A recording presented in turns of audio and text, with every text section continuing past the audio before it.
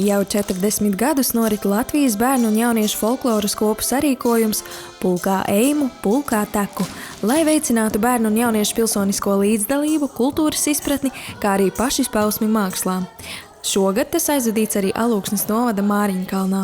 Vidzemē darboties ar tradicionālo kultūru ir ļoti, ļoti sarežģīti, jo vidzemnieki vienmēr skatās uz jaunām lietām, un to ir darījuši jau kopš, es teiktu, 18. gadsimta. Viņiem vienmēr ir bijis svarīgi paskatīties, kā tad ir muižā, kaut ko pārņemt, kā tad dara Eiropā un kaut ko pārņemt. Šī gada Pulkā eimu, pulkā teku tēma ir skaņa un skaņveide, tradicionālā skaņa. Un līdz ar to mēs varam teikt, ka kora kultūra Vidzemē ir darījusi savu, un mēs, teiksim, skaņveidē cauri dzirdam šo te korisko skanējumu, un savukārt tātad, mēs no savas puses gribam mēģināt atdzīvināt drusku citādu skaņveidi, kur ne tikai melodija, bet arī valodas melodija ir ļoti svarīga. Man ir ļoti liels prieks, ka mēs esam Malēnijā, ka mēs iepazinām malēniešu valodu. Ko malēnietis darīja ar saikselētajiem kāpostiem? Sabiķēja. Ko darīja? Sabiķēja. Sarīkojumā Māriņkalnā piedalījās 8 Vidzemes augstienes bērnu un jauniešu folkloras kopas, kas jau ilgi gatavojušās priekšnesumiem. Mēs skolā, tad, kad varējām, tad mēs gājām un mēģinājām. Mēs dejojam, dziedam, mācāmies gabalus stāstīt visu. Man ir jāsaka, nezinu gan, un tā skaita, kamēr govīm astas gaisā un bizo prom uz māju.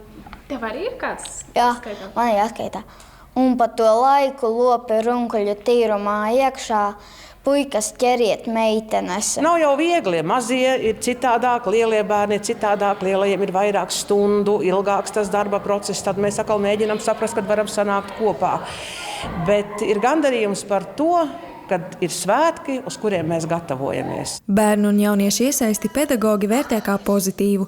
Arī paši jaunieši darbošanos folkloras kopā novērtē. Man tā sajūta, ka es šeit esmu ļoti svarīga un ka es varu redzēt visus savu pazīstamus cilvēkus arī no citām kopām.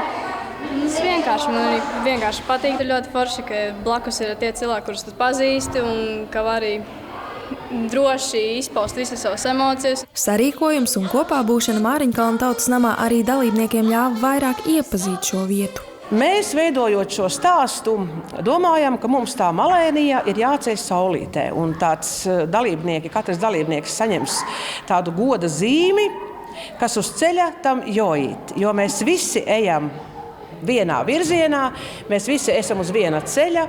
Pavasarī mēs pulcēsimies Sēlijā. Un nākošais gads mūs gaida dziesmu svētki. Un man liekas, ka šis malēniešu teiciens, kas uz ceļa tam joji, tas nozīmē, ka tu esi iesācis, tad jāiet līdz galam. Mēs esam apņēmības pilni, iet, darīt, svinēt. Bērnu un jauniešu folkloras kopu priekšnesumos izskanēja arī sēļu izloksne. Dzirdami arī tradicionālie mūzikas instrumenti. Pievaldzēni mūs šobrīd iepriecināja ar to, ka viņi ir atjaunojuši Vidzemē jau tā kā piemirstu un tomēr šobrīd modē esošu cītaru spēlēšanas tradīciju. Viņi parādīja 3 dažādas cītaras, parādīja brīnišķīgas spēles prasmes. Tā kā mēs piedzīvojām fantastiskas lietas.